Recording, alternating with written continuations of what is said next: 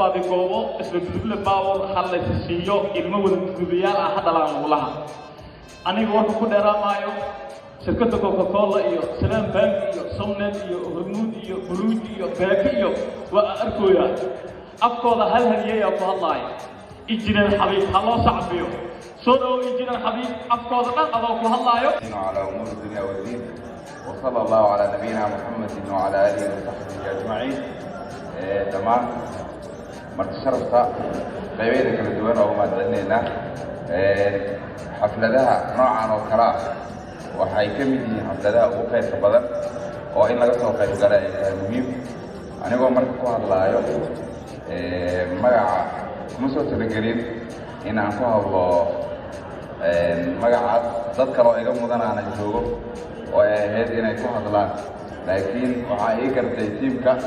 in aan noqdo qofkii ku hadli lahaa marka anigoo ku hadlayna magacaas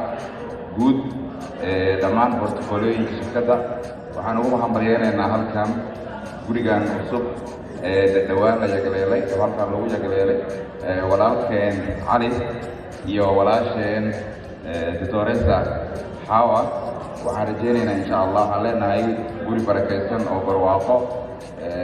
iyo bashbasha Allah ka dhigo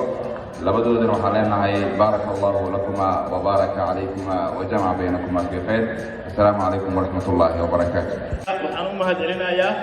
imaamyada nabadoonada salaadiinta garaadada iyo waliba hadiyada mansabka imaamuuska leh ee shirkadaha kala duwan dalkeena ka socda abayaal habariyaan eedooyin hooyooyinkeena iyo ayeeyaashina anina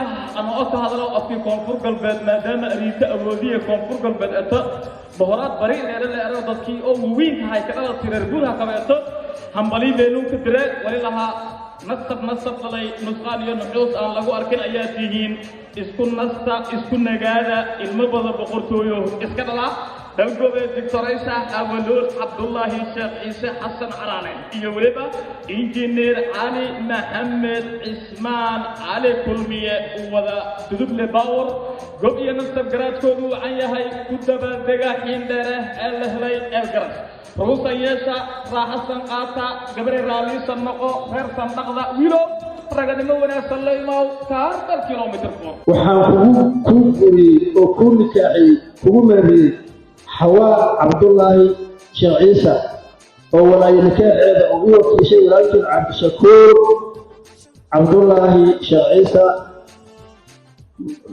meerkeedu ayuu yahay ama sadaqeeda $300 وأطلق شيء ما كافي نكعس. بارك الله فيك بارك عليكم وجعل بينكم في خير.